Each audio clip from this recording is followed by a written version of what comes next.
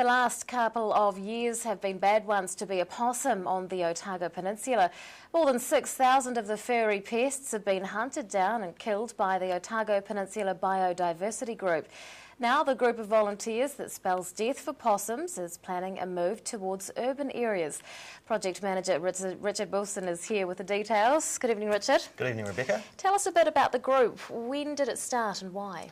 Okay, it first was mooted at a conference way back in 2001, where a conference was entitled Towards an Island Peninsula. And basically, it was recognised that the Otago Peninsula was unique in the fact that it had lots of wildlife values, and it was almost an island, being a peninsula. 2008, the group was established with a view to having a strategic direction towards having a pest-free peninsula over the next sort of 20, 30, 40 years, or however long it takes. And 2010, we first started moving into the peninsula with the actual possum killing project. Who's involved? Well, basically, it sprung up from concerned landowners, farmers, environmentalists on the peninsula.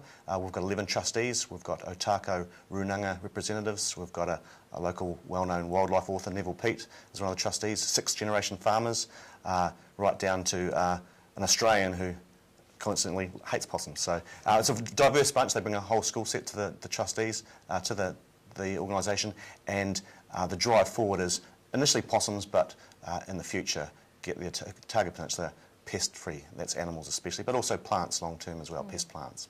Remind us about the damage that possums cause. Well, I don't know if we've got that long. The issue with possums, basically, that if you're not familiar with New Zealand, hopefully people are, we were a land of birds. We had 2 mammal species, both of them were bats, about the size of your thumb.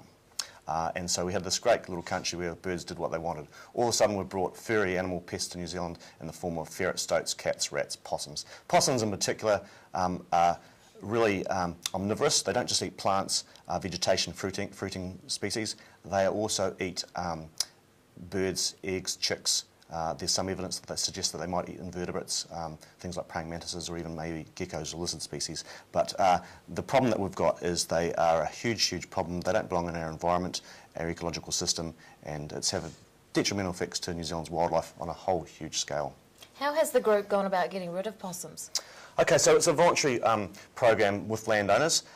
Everybody on the peninsula has brought into it, which has been the fantastic thing, and we exist solely from fundraising. And so the idea is there's no cost to landowners. Basically, we have carried out a program of what we call the initial knockdown, where we've basically taken a broad brush approach across the whole of the peninsula to wipe out as many possums as you can in such a short space of time, and we did that using professional paid contractors. On the other aspect of that was we also did lots of environmental monitoring. So we're doing bird monitoring, we're doing vegetation monitoring, and we're doing rodent monitoring. And we've got over 50 volunteers currently involved in the project. As well as that, mum and dad or grandma and grandpa in the townships of Portobello or Company Bay, McAndrew Bay have been carrying out trapping as well. So that's an important part of the work we're doing too. Has the program been a success on the peninsula? Well, it has. In the areas, well, we're still going, and really we're only halfway through the possum eradication project, to be honest.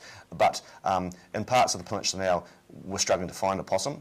In other parts, we've still got some real hot spots. And so the next phase of our operations is to really intensively move into those habitat areas where we've got large possum numbers still. But more importantly, we need to separate the peninsula off to sort of create that island effect, and that means we're wanting to move into the urban environment to carry out trapping and projects there, because we know that if we can get into sort of Waverley, Shell Hill, Tomahawk, we can seal off the peninsula, and we've got basically an island without a fence to protect it. Otago Peninsula Biodiversity Group Project Manager Richard Wilson, thanks very much for your time. Thank you.